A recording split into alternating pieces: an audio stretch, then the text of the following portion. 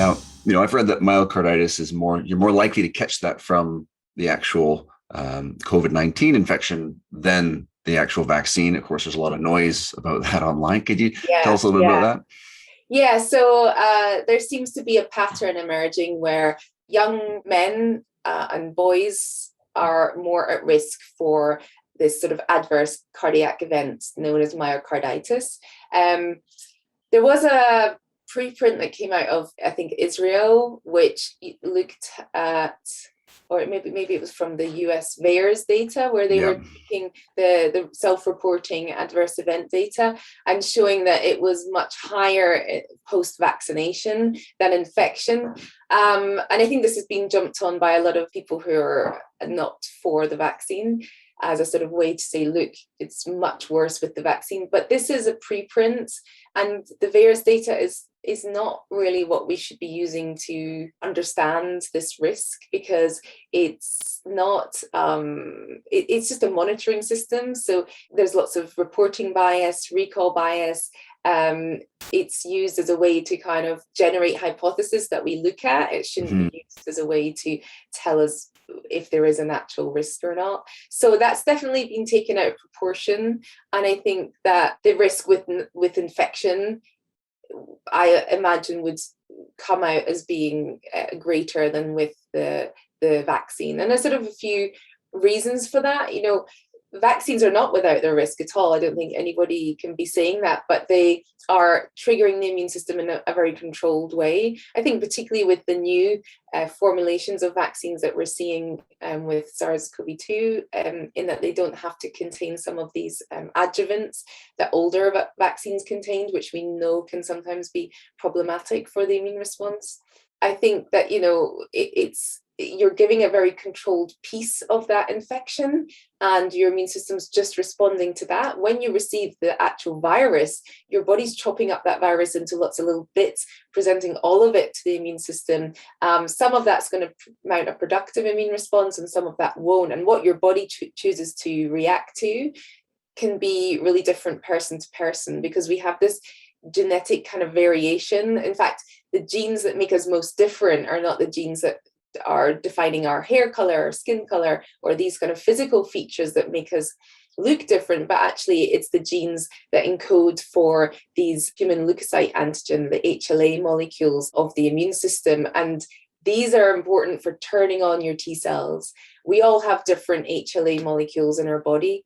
We inherit them from our parents, but recombined in a very unique fashion. That means we're genetically and immunologically different from our parents, even though we've inherited their genes more so than the other genes that we inherit. It's a very kind of unique system. It's quite hard to get your head around. It's quite complicated. I was going to say, it's a fascinating area because it does highlight, even in a very, it's obviously very complex, but in a simple way, this idea of the vaccine providing just a few fragments of this virus, almost, again, if you use our exercise analogy, like building your way up to having the full load of an actual Exactly. virus, which has all the fragments. And Yeah. to your point here, we don't even know which fragments we might be responding to. And that's largely driven by genetics and not what we're eating or how we're moving. Exactly. And, you give me the virus and we give you the virus, and we look at our T cells and our B cells and our antibody response. We would not have an identical response to that virus. You could follow it day by day in the days following the infection. And the time course, the intensity, the specificity of our T cell response and our B cell response would be different. We might both clear the infection, but we might do it on a slightly different time frame. And that kind of reflects this diversity in these human leukocyte antigen, these HLA molecules. Because if we all responded the same to every infection, we would die out as a species. There's always been an inherent variability in how well we respond to an infection. We've seen this with many other infections, but it's been so heavily scrutinized with SARS-CoV-2 that it just, I know, it's got a bit kind of confusing almost. And people are like, why are some people asymptomatic? Do they have a superior immune system? And why are some people getting really sick even though they're sort of young and healthy? And there may be bits of diet and lifestyle in there, but there's also this inherent diversity in these immune system genes, whereby some people, they just can present that virus to the T cells very effectively. They present the right parts, the right targets, and your body deals with it very effectively. And other people, their genetic profile means they present the less effective bits of that virus to their T cells. So the T cells have to work 10 times harder to clear the infection. It takes longer, and I think that's something that's not really been discussed enough with the current pandemic, that this is quite normal that you see this variation. Of course, your lifestyle, your diet plays a role, but there's a kind of fundamental variation anyway.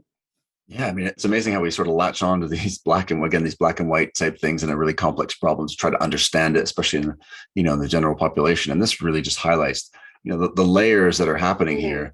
Exactly. Absolutely. We want diet and exercise and lifestyle and stress, which we'll talk about in a minute. But there's also these other components that are just going to be the cards that were dealt, so to speak, right? Yeah, for sure. And I think that's what makes the immune system kind of frustrating in a way, because it is really challenging to unpick all these layers and layers. A lot of the discussion now is about the impact of us all being locked up for, 20 months, however long since the pandemic started, and how this has created some immunity debt. Our immune system's been impacted by, lockdowns. We're not going to survive the winter. Winter's coming. Exactly. And I'm like, well, there's a few things happening. Being locked up means the natural pattern of seasonal infections is a bit messed up because we were not spreading them around in the normal way.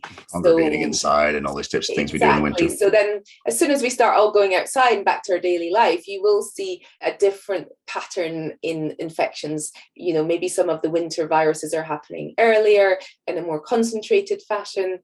In terms of our immune system from being locked up, I mean, the question is, what did you do while you were locked up? That's like Netflix, red wine, and ice cream. Exactly. Were you just sitting on your sofa? You were eating ice cream, getting takeaway delivered. You were maybe stressed because of affecting your work or your income, or lonely if you didn't have ability to have contact with people. All of these factors for sure take their toll on your immune system. My personal experience was different. I got to spend loads more time with my family. I didn't have to commute, which was lovely.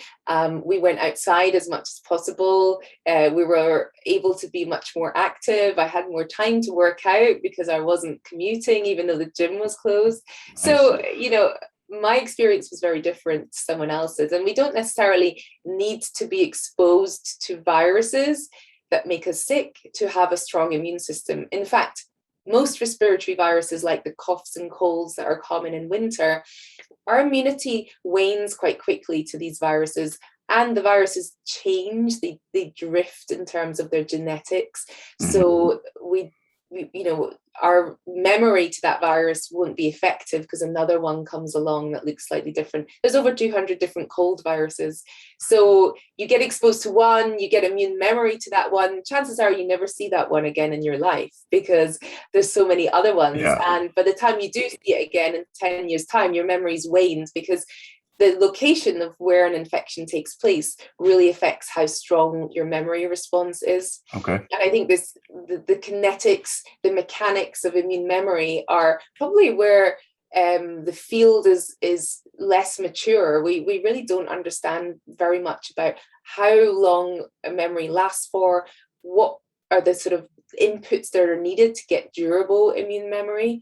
And this has been a huge discussion with COVID because we've had this brand new infection and we can sort of follow it month by month and say, how long is this immunity lasting for? But then you have an infection in the blood, like chickenpox, because the location is different in the blood, it seems to last for a lifetime. Yeah. But other areas like the gut and the lungs, these are generally areas of immune tolerance because they're exposed to the environment all the time. You don't want to be mounting. You can't react to everything else, you'd be in big trouble. Yeah, you would damage your lungs. It's that trade-off in the immune system is constantly a sort of trade-off. So we don't tend to get really durable immune responses from infections that inhabit our respiratory tract anyway. So I wouldn't imagine that SARS-CoV-2 infection would give you really long durable immunity. Time will tell, because every year we can measure, and see how long that lasts.